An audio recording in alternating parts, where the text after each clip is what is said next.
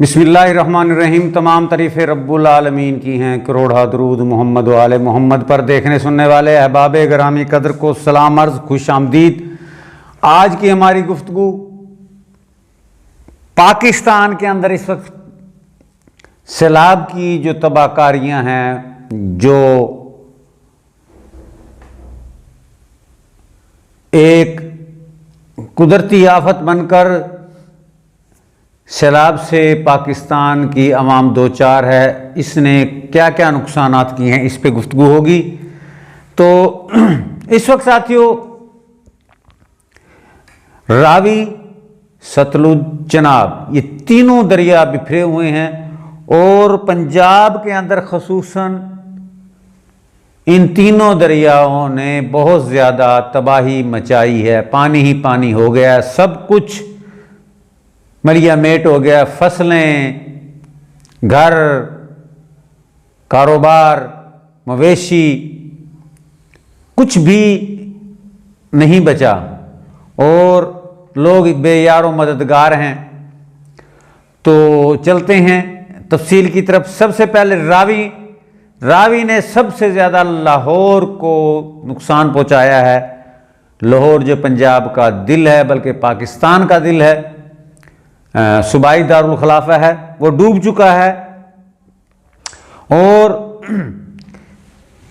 सैलाब के पानी ने शादरा, बत्ती चौक, बदामी बाग से लेकर रेलवे स्टेशन तक ये तमाम एरिए ज़ेरे आब आ गए हैं। इसके अलावा ठोकर, न्याज बेग, खसूसन न्याज बेग और इनके साथ मुल्हिका सोसाइटियाँ, ईडन वैली होम, जजाक city, Park View, Chung, theme park, Raiwind, Manga Mandi, ये सुंदर और इस दरिया रावी के साथ साथ जो इलाके लाहौर के हैं रायविंड तक, वो तमाम ज़ेरे आब आ गए हैं। और सैलाब ने वहाँ कुछ नहीं छोड़ा। मकानात मसमार हो गए हैं, पानी बहा के ले गया है, मवेशियाँ, खेत, फसलें सब उजड़ गई हैं। इसके अलावा सतलुज ने कसूर में तबाही मचाई है। उकाड़ा के मुहल्लिका जो नशेबी इलाके हैं वो ज़ेरे आब आए हैं। दीपालपुर, हवेली लखा और पाकपतन शहर खसूसन, वहाँ भी तबाही मचाई गई है। और बुरेवाला, लुडन, मेलसी के जो नवाही इलाके हैं, जो करीब मुतादिद शहर हैं, कस्बा जात हैं, गांव हैं, करोड़ पक्का, लोधरा, बावलपुर, इसके नशेबी इलाके, ये तमाम ज़ेरे आब आए हैं और तमाम के अंदर खड़ी फसलों का नुकसान हुआ है। मकानात गिर चुके हैं। लोग खुले आसमान के तले इमदाद की मुंतज़र हैं। उनकी फसलें, कारोबार, मवेशी सब ख़त्म हो गए हैं। सिवाय अल्लाह के कोई उनका पुरसाने हाल नहीं। अब चनाब में हैड कादराबाद से शुरू हुआ है ये सैलाबी रेला और वहाँ से तबाही मचाता हुआ चनियोट शहर, चनियोट ज़िला के तमाम नशेबी इलाके और बीसियों नहीं बेशुमार गांव, बस्तियां जो मलियामेट कर दी हैं। और भवाना के अंदर तबाही मचाई है। भवाना के अलावा लालियां एक चिन्योट का शहर है, वहाँ भी जो नशेबी इलाके हैं वहाँ से तबाही मचाता हुआ ये सैलाबी रेला चनाब का ये दाखिल हुआ। शाहजीवना में तबाही की। शाहजीवना से गुजरकर ये रेला जंग शहर में पानी दाखिल हुआ और 18 से फिर ये सैलाबी रेला गुजरता हुआ गढ़ महाराजा, सुल्तान बाहू, रंगपुर शहर और हैड मोहम्मद वाला और उसके साथ मलिका बस्तियाँ, मोहम्मद वाला और मुजफ्फरगढ़ और मुल्तान तक चनाब दरिया ने तबाही मचाई है।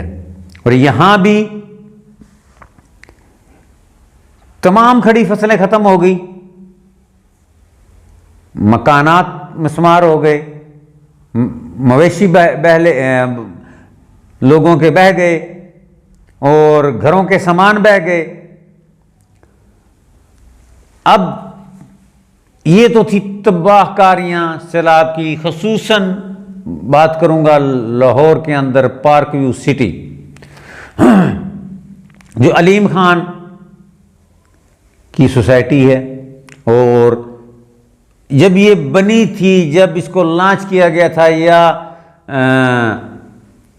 इमरान खान के दौर में भी हमने इस पर काफ़ी बात की थी कि ये दरियाए के अंदर रावी के बिल्कुल संगम पर बनाई जा रही है और लोगों के अरबों रुपए इसके अंदर ज़ाया हो गए, खप गए। पहले तो प्लाट करोड़ों का, फिर अरबों रुपए की कंस्ट्रक्शन करके मकानात बनाए गए और तकरीबन पार्क व्यू सिटी तमाम ज़ेरे आब आ गया और लोगों को घर छोड़कर बाहर जाना पड़ा, घरों का सामान ज़ाया हो गया। अब वो अरबों की जो प्रॉपर्टी है, जो अब मिलियंस बिलियंस में ले आए, तो ये नुकसान क्यों हुआ? असल सवाल ये है, आफात आती हैं, ये कुदरती आफात हैं, इनकी रोकथाम नहीं होती, इनको रोक नहीं सकता। लेकिन पूरे पाकिस्तान में जो अब लोग बेयारो मददगार हो गए हैं, उनका कौन मुसब्बिबुल असबाब बनेगा, कौन उनकी मदद करेगा? तो ये चश्मपोशी गफलत हुकूमत वक्त की है, क्योंकि हर साल सैलाब आते हैं, हर साल तबाहियां होती हैं, हर साल नुकसान होते। उससे क्या सीखा, क्या हमने किया? एकदम तो इंडिया पानी नहीं छोड़ देता ना, वो भी वार्निंग देता है, वो रेड अलर्ट करता है। ये 15-20 दिन, खुसूसन 1 माह से ये हवाएं, ये खबरें चल रही हैं कि इंडिया पानी छोड़ रहा है, पानी छोड़ रहा है। इससे पहले हुकूमत पाकिस्तान, खसूसी तौर पर हुकूमत पंजाब ने इंतजाम क्यों नहीं किए कि ये तीनों दरिया पंजाब से गुजर रहे होते हैं? उस वक्त हुकूमत पंजाब जो है ख्वाब गफलत में क्यों सोई हुई थी? बल्कि जब ये आवाज़ें बुलंद हो रही थी कि इंडिया पानी छोड़ रहा है, वहाँ बारिशें हुई हैं, तबाही मचाई हुई है, तो इंडिया पानी छोड़ रहा, उस वक्त हमारी सीएम मरियम नवाज साहब उस वक्त तो जापान के दौरे पे थी और उनके साथ सारे भी थी, और पीछे से इंतजाम किसने करना था? और बार बार खबरें आ रही थी, पेशन गोइयां आ रही थी बारिशों की, सैलाब की, लेकिन मरियम बीबी तो जापान की यात्रा पे थी और वहां से क्या लेके आई हैं? क्या इतना 15 कम से कम 2 हफ्तों का टूर था, वहां इतने ज्यादा टाइम दिया और क्या लेके आई हैं? क्या कौन सी इंडस्ट्री लेके आई हैं बताएं? सिवाय एक्सपो सेंटर में इफ्ताह कर लिया या कुछ कंपनियों में जाके मिल ली।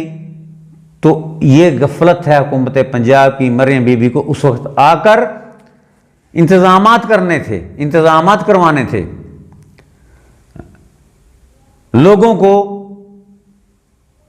तहफ़्फ़ुज़ देना था। जो इस वक्त बिलबिला रहे हैं, चीखों पुकार उनकी सुनाई दे रही है, लेकिन उस वक्त हमारी पंजाब हुकूमत और वज़ीर आला पंजाब जापान यात्रा पे थे। अब वापस आकर जनाब वो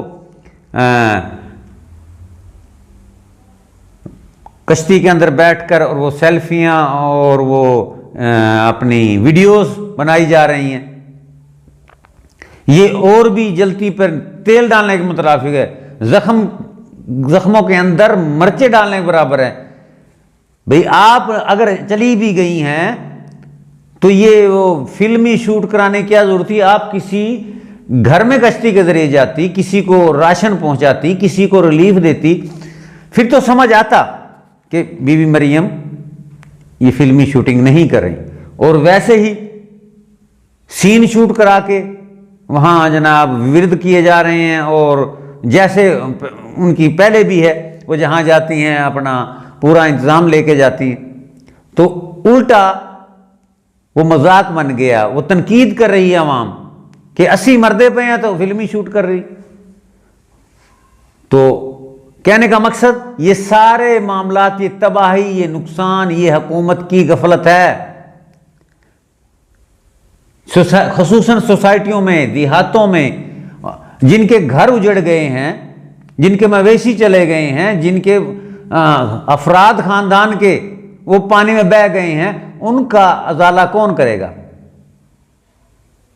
इसका सवाल, एक सवाल है, इसका जवाब हुकूमत वक्त को देना पड़ेगा। अब वो कहते हैं मरने के बाद तो हम वो क्या कहते हैं, मरे हुए को घी की उंगली लगा दीजिए, हमारा घी। अब हमारे खोखले नारों से, खोखली जनाब तस्वीरों से आवाम नहीं मुतमईन होगी। जिनके घर उजड़े हैं वो आपको बद्दुआएं देंगे, वो तनकीद करेंगे, और पूरे पाकिस्तान में इस वक्त तनकीद हो रही है, लोग बिलबिला रहे हैं वफाकी हुकूमत पर और सूबाई हुकूमत पर।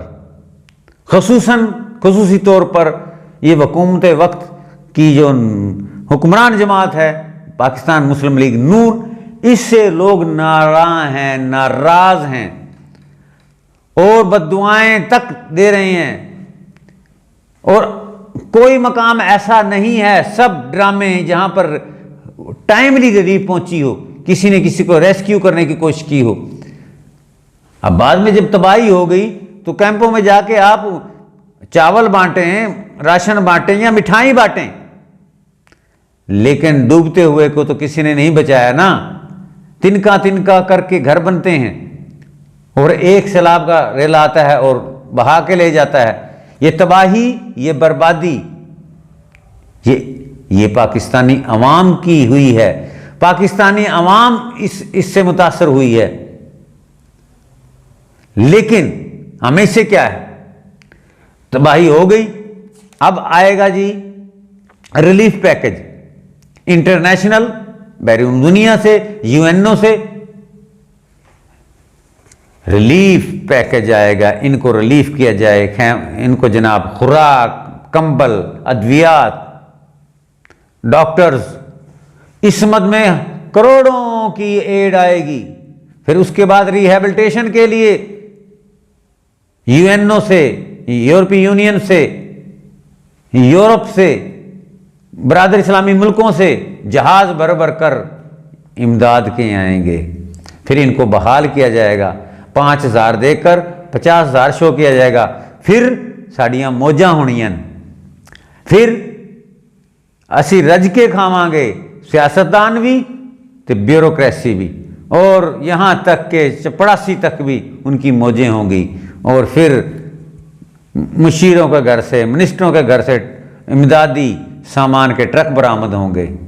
और ये सारे एड, ये सारी इमदाद इंटरनेशनली सारी कहाँ जाएंगी? ये वज़ीर आज़म या वज़ीर आला के वो क्या कहते हैं खसूसी फंड के अंदर जाएंगी।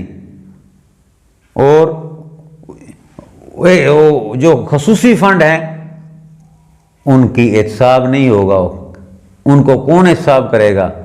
और आवाम तो रह जाएगी 5-5 हज़ार के ऊपर।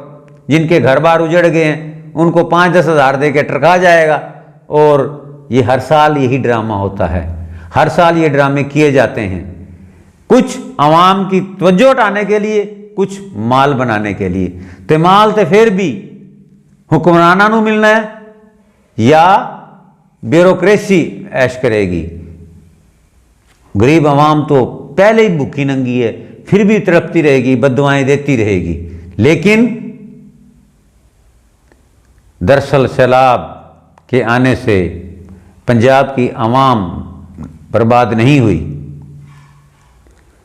पानी पंजाब के आवाम की फसलों पर, उनके घरों पर नहीं फिरा, हुकूमत की कारकर्दगी पर पानी फिर गया है।